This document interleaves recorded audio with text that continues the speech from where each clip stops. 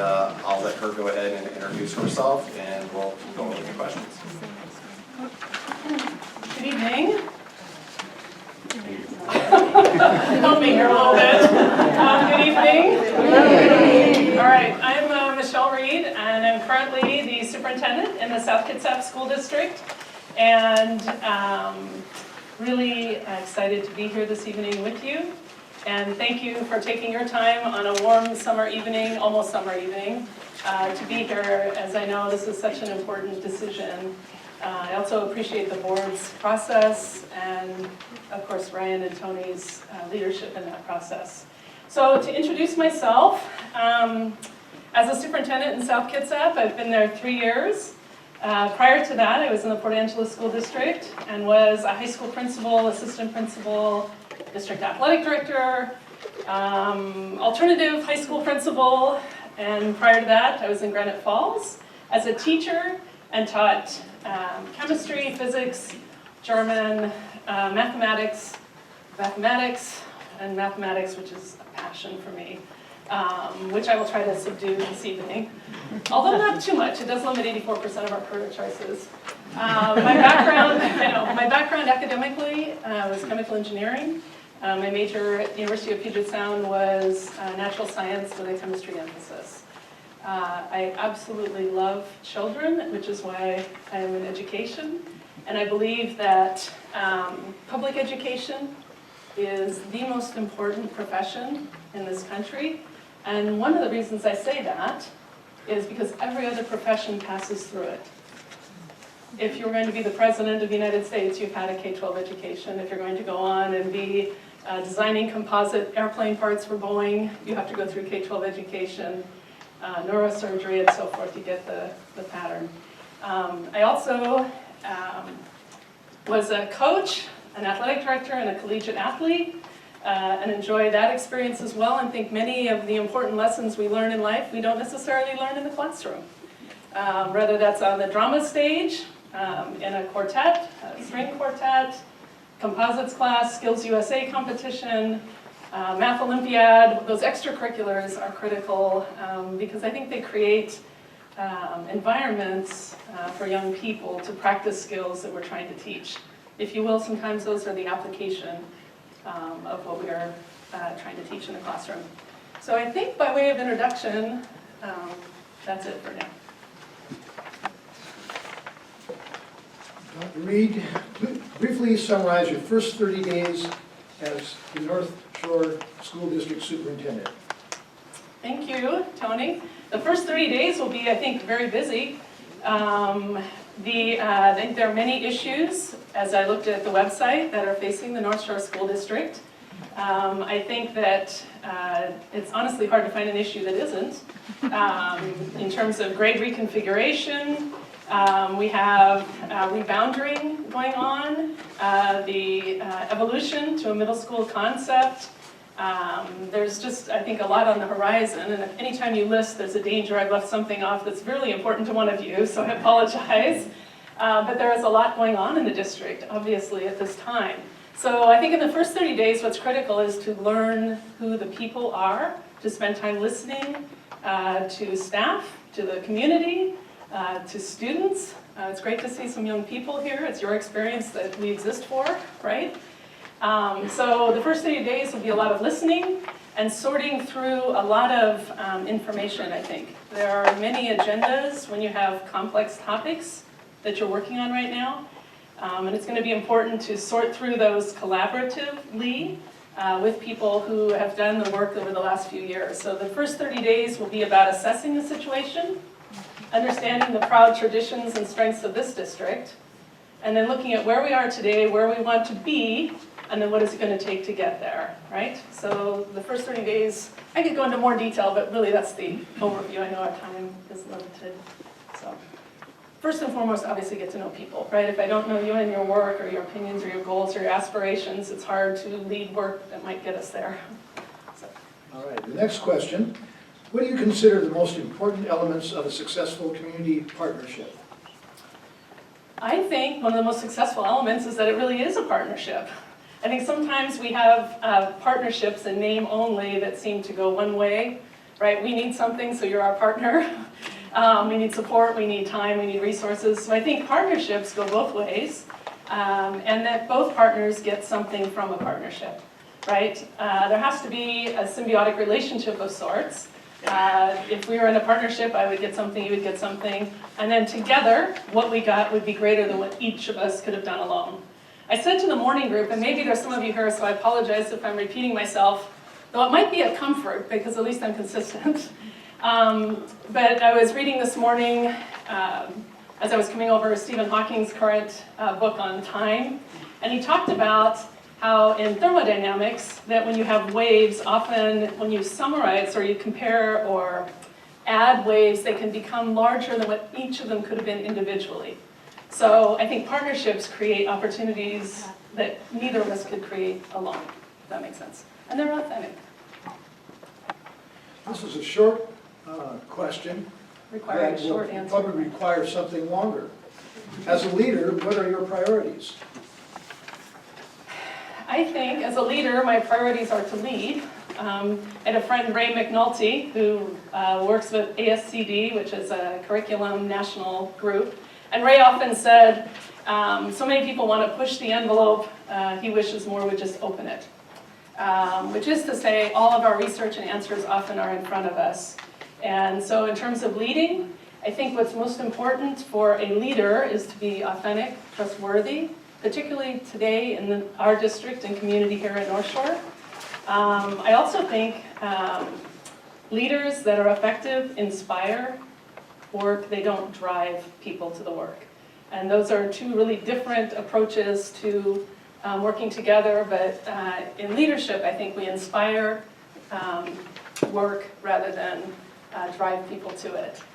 Also, I think in leadership, communication is critical. I think often, even though we trust one another and we think we're all going in the same place, we have to check in. You know, we have to make sure that we're communicating both ways. We're communicating our progress towards goals, and we're also hearing from people if we need to make adjustments. So communication is critical. Organization is critical, right? Predictability is critical. And I think leaders bear a responsibility, if we're going to maintain an innovative edge, which I think everybody in this room hopefully aspires to with our children here in this community, then we're going to have to take some risks as a district, as individuals, and as a community. And a leader's responsibility is to make that risk-taking safe. I think too often today for our children, we don't make that safe. And honestly, I think as we, of my generation, look back, some of the most important lessons I've learned have been as a result of a failure. Something that didn't go well, and that's where I've maybe learned my most important lessons. So I think we need, as a leader, it's my or them responsibility, or whoever you select, to make sure it's a safe environment, to make mistakes and learn from them. Of course, if they're significant, we don't want to repeat them. But it has to be safe to take some risks. So I think that's... Thank you. Yeah. Dr. Reid, how will you engage the active parents in this district? How will parent voices be heard and incorporated in decision-making? Well, I would first want to assess how they're currently being solicited and how we're currently using parent voices, and are we satisfied with our current process? Because I don't want to obviously come in and suggest new processes if what we're currently using is working. I think we can always improve on processes, but I think parent communication and feedback needs to be authentic, and our communication back to parents needs to be authentic. One thing I know that's important about communication, particularly with parents in the community, is timeliness. If somebody has a concern, we need to get back to people quickly. Often, if we don't, the concern has become a big concern, right? I often, when I work with principals, remind them that the time to move to a crisis is when it's a small flame. And it's counterintuitive sometimes to move to a flame, because we think maybe it'll just blow out on its own or it'll go away, but very seldom does that happen. And then when it doesn't happen, it can get so large it engulfs us, and then we can no longer deal with it. And then it's such a big problem, we don't know where to start. So I think that with parent concerns or community concerns, moving to the conflict early and addressing it openly and honestly is really important. I also think sort of taking a temperature of the parent community surveying has a place, right? How are we doing? Give us some feedback, and we need to improve where we can. But parents, I need to recognize, and all our staff I know do, parents send us their very best. There's nobody, as a parent myself, more important in our family life than our children. So, I take that responsibility really seriously. So when you're sending your best to us, and you're expecting us in return to provide the best for them. So that's really important. So, What are your ideas for closing the achievement gap in the North Shore School District? you have used that question routinely. I have to just say again, and I hope I don't offend anybody, I really don't like the term achievement gap. I think it's a negative connotation, and I think that it implies there's some deficit, when often what we're really talking about is building on strengths. We're building on the strengths of each individual child. And I will say that in much of the research, the discussion is that for effective education and instruction, it needs to be personalized, which means a teacher knows a child well and their work well, right? Principals know teachers and their work well. Superintendents know their principals and their work well, so that not everyone requires the same strategy to help them take next steps. And I think that that's important, to personalize our approach. I think in terms of gaps, as long as we have a mindset, and Carol Dweck talks about mindset, that we believe that all children are capable of incredible things, if we keep that mindset in front of us, it forces our practice and elevates our practice to support all children, which diminishes achievement gaps. I'm not a fan of a lot of the standardized testing, in the sense that often I think some achievement gaps have been closed not because groups performing lower are rising, but because groups who have traditionally performed higher are not. So we don't want to close the gap by bringing the top down, right? So I think it's really critical to think about those instructional strategies that are effective. And again, I'll say, as I did this morning, the most significant teaching strategy we can support in the classroom is effective feedback. And if we provide effective feedback to every child, then the bottom 80% of the children can perform as the top 20%. Effective feedback is critical. Research supports that, and we can do that with every child, and that helps support instruction. Oh, one last thing on that. I think we resolutely maintain high expectations, but we must, as we have the high expectations, have high support. If we have high expectations and not high support, we have really frustrated kids and really frustrated parents who have their kids at home on the weekend because they didn't meet the high expectations and they're not at their friend's house, right? So high expectations also have to come with high support, and that's for staff of all school levels, K through 12, and also for students. So. What is the most difficult and challenging decision you have ever made? How did you break down the problem and arrive at a decision? And I assume that this is in an educational environment. Most difficult decision I've ever made in education. It's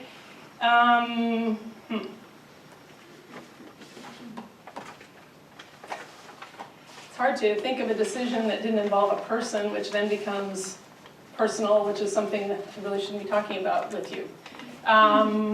So let me think about that for just a second.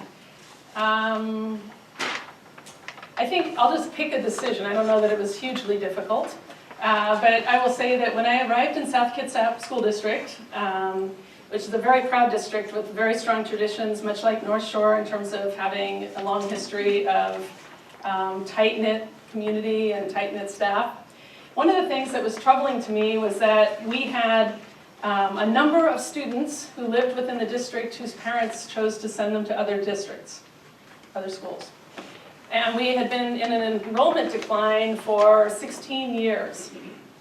So it's been a pattern that had gone on for a while. So I asked, what was that about? Because that was a serious concern to me as a new superintendent. So what we did is I asked staff to contact every parent, every family who took their kids to another district, and asked the question, why? And what could we do to bring you back? And what we found, by and large, the largest answers were around, we feel like the rigor maybe isn't what we'd like, and the data they provided was that 46% of our graduates were moving on to post-secondary education. 46%, and that's post-secondary, public, private, 2-year, 4-year, trade school, tech school, university, college, in-state, out-of-state, all of that, right? That's a problem because the state average is 60%. So we were below the state average and our demographic didn't predict it. So what I decided at that point is, again, you look at research, and that's a leadership responsibility to bridge research and practice. And one of the criteria or indicators is that if you are in algebra in 8th grade, and you successfully complete algebra in 8th grade, you're twice as likely to go on to post-secondary education. So I said, what's our percentage, right, you're with me, of 8th graders in algebra? It's 21%. Well, so in some ways it was a bit miraculous, wasn't it, that we were sending 46% on. So we had to retool that and gather staff together and have that conversation about what do we do with that. Because if we don't start algebra in 8th grade, we can't get to AP Calculus AB by our senior year, and if we don't offer intensified, by 7th grade you can't get to AP Calculus BC before you graduate. So that becomes an organizational barrier to success, and we can't have that. That's a moral imperative, you can't do that. So we got staff together and we did some retooling, they were tough conversations in some cases, but also it was, we were able to meet with parents. And many of the parents have come back, and for the last 2 years, we actually have had an enrollment increase for the first time. So we're feeling really proud of that work. But it wasn't, sometimes it's hard to uncover things to make sense of them, if that makes sense. So that's an example. Thank you. That's not personnel. As a parent of 2 African-American students in a predominantly white community, what would you do to promote a positive and inclusive climate for all students and staff? Also, what about inclusivity of LGBT students and staff? How would you do that? Well, I think that inclusivity is really at the nexus of our society today, quite honestly. On Monday morning, I sent out a note to all our district staff about the Orlando shooting this past weekend. And reminded people that within our house, South Kitsap in our house, we care for each other, we respect each other regardless of our opinions, our sexual orientation, our political views, our religion. That's who we are. And reminded them that that's a foremost leadership expectation from my chair all the way through the district. And I think one of the things that's important, and Martin Luther King said this, at the end, it's not the enemy's voices we remember, but it's the silence of our friends. And I think when we as a society and we in education, if anyone should have a voice on these topics, it's us. And if we're silent, how can we expect the next generation to have the voice we want? We have to model it. So I am not a parent of an African-American child, so you're asking me to answer as a parent of 2 African-American children? So. A member of the audience. Oh, a member of the audience asked that, okay. So I think that whether a child is African-American, Latino, LGBT, as you've used as the examples, our schools need to be open and welcoming for any culture, any ethnic group, any socioeconomic group. And I think my experience in this area is probably, it may set me apart from the other candidates, at least in the legislative sense. Years ago, Chris Gregoire, when she was the Attorney General, because she was impressed with the culture we had created at the high school I was principal of, asked me to be one of the group of 6 who wrote the bullying and harassment legislation for the state of Washington. So I had an opportunity to work with Chris when she was an Attorney General, and David Horn in the Attorney General's office, and several other folks to write that legislation, which was designed to make school a safe place intellectually, physically, emotionally for all children. And that's a core value for me. The inclusivity would be, again, high expectations for all children, every day, all the time. And I think that's just who we need to be as a district. So. Okay. We're down to probably our last 5 minutes. Okay. So would you rather I answer more questions quicker or fewer questions? Whatever you want. You guys What are your decide. what are your thoughts on school safety? School safety. I think if schools, number one, they have to be safe emotionally, physically, psychologically. And I think if we have safe and civil schools, and it starts at civility, that we're going to have less trouble with the more significant school violence issues. What we've also discovered, I think, in recent times is that there are people from outside schools who come to schools sometimes with harm on their mind. Newtown, Connecticut is such an example. And I think that so our staff needs to have proper training to know how to respond in an emergent situation. Because what we know about active shooter situations is the gap time, which is the time that an incident begins and the time law enforcement can respond, is when all the damage often is done. So it feels to school staff, I know teachers and principals and lunch support people and librarians and custodians, that they're on their own, right? And if we don't have direction or best practice research to support how do we stay safe and how do we keep children safe, we're gonna have problems. So we need training as a staff, and then the physical environment, the physical campus has to be safe. Doors have to lock on lockdowns, right? If you can't lock your door quickly, that's a problem. We have to have so facilities that are safe and training, and that could go on and on. But we also have to have, we talk partnerships. I think community partnerships with law enforcement, with the faith community, with mental health communities, all of those pieces are critical so that we can hopefully prevent a crisis if humanly possible. Our district currently in South Kitsap, we've spent the year training on the Salem-Kaiser project, threat assessment program. And if you haven't had a look at that, it's worth a look. They've set the model for the country on preventive issues in terms of partnerships. So we've done that work this year. In your 5-year plan to improve the district, what are your 3 priorities you will focus on? And how will you measure success? I'm not sure I'll be the best to measure it. I think the community will likely measure that. I think, what are my 3 goals to improve the district? In your 5-year plan to improve the district, what are the 3 priorities you will focus on? And how will you measure success? Okay, I think that always and everywhere, I think the first priority would be that all children have mountaintop experiences in the North Shore School District, right? Every child has an amazing experience. It's got to be number 1 because we have to be student focused. Number 2 is that, and this, I want people to be like knocking down the door to come work here because it is such an amazing place to be. It is the district where it's happening, right? Whatever the it is happening. And parents can't wait to get their kids here. There's, there are lines behind the door because people want to be part of the innovative culture and the amazing things that are happening here because it feels good to be here. We want to be part of something amazing. And 3, would be my 3rd goal. I would have to probably bury myself a little bit in data to ascertain what data point might be measurable curriculum-wise, would be something, I think, along those lines.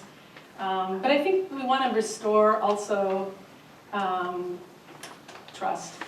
And I think that at the end of 5 years, I would want to say that all of us, all the labor groups, management groups, the board, the community, all felt like this was a trusting environment where together we solved issues rather than fussing with one another. So those would be 3 goals. And measurement, I think there are many tools out there. There are surveys, there are numbers, you have data you could look at in terms of staff coming versus staff leaving, students coming versus leaving. There are all types of data I think we could look at.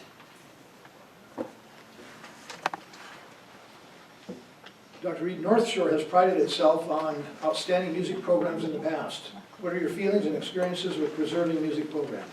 Love music programs. When I started at South Kitsap, and this sounds counterintuitive, but we were in a budget crisis. In other words, honestly, we almost went bankrupt that year. It was a long story. And with a declining enrollment, do you remember I mentioned? So one of the things I realized is that we, parents and kids, want to be part of something, again, like I said, amazing. So we started adding. I know that seems counterintuitive, but it created, we added high school orchestra back, which had been cut several years before. We added to the marching band. In fact, today, I was drafting a letter to have our band be considered for the Rose Bowl parade again, as our band has done in the past. And as I mentioned earlier, the fine and performing arts are a critical, I think, basic ed need of every child, and more importantly, I think they're critical needs to the future of this country. When we start eliminating those courses and those ideas and those activities, I think we create a situation where we don't have as much compassion and thought for one another, because often it's through the arts that we understand biases, that we understand each other better, and that we understand what could be better about us, both personally and collectively. So the fine and performing arts are a passion for me. I just think it's amazing, although I cannot sing or dance. It's a true story. Mrs. Wolf in 5th grade said, Michelle, do you know you need to mouth the words? This is what I honest to God, I went home and I said, Mama, do you know, I said to my mom, she was making spaghetti, I remember it, I said, Mom, do you know Mrs. Wolf said that I need to mouth the words? I was in 5th grade, right? And I'll never forget my mom, do you know that pause parents have? And then she said, I think you should do as she says. I know, it's bad. Now the kids even make me roll up the window in the car if I sing along. So, Dr. Reid, we've completed our questions for tonight, and so in 2 minutes, could you offer your closing statement? Wow. Sure, I could do that. I guess my closing statement is, this is June. And most sitting superintendents, particularly of a school district of 10,000 students, are not out looking for jobs in June. And my staff, who's phenomenal, top to bottom, side to side, and our board is amazing. What drew me to this opportunity is the reputation of this school district and this community. And what you have here is special. I visited 3 schools today. Wow. I told the board this afternoon they have so much to be proud of. What's happening in the schools in North Shore is amazing. You have a fantastic reputation, and I would love to have an opportunity to be part of the next steps in your journey. I have never forgotten that I work for you, not the other way around, and would love the opportunity to support you in whatever role you're here at and this community. So I think that's it. Wait. How about one just moment about math? Is it okay? Yes. Can I just do one moment about math? Yay. Okay, so I know my husband's here. But I just think if we can remember that math, about the big ideas in mathematics, and anyhow, in kindergarten you can only add ducks and ducks. So kindergarten teachers, or if you're the parent of kindergarten children, you have to remember you can only add the same thing, ducks and ducks, right? And then as you get to fractions, you can only add, if you start adding ducks and beavers in kindergarten, you will be confused in fractions because you can only add the same fraction, right? 1/4 and 1/4, or you have to change them to be fourths if it's 1/4 and 1/2, right? So that first kindergarten experience, for those of you who have young children or grandchildren, you have to add the same thing and the same thing, or subtract the same thing and the same thing. So then what happens when you get to 8th grade, because you're in algebra in 8th grade, is you can only add and subtract x's or y's, which goes all the way back to the ducks. Are you with me? Mm-hmm. So it's really important to only add and subtract the same thing. It's a big idea in mathematics, and I would only say that as a closing remark. I know you're probably, because I think every problem has big ideas. I think every content has big ideas. I think every conflict has big ideas. And once we understand, as in jazz music, that the rule provides for improvisation, if we can learn that rule, what it is that's common, the big idea, then we can solve any problem together. Wow. So there was a point to that. Well, thank you, Dr. Reid.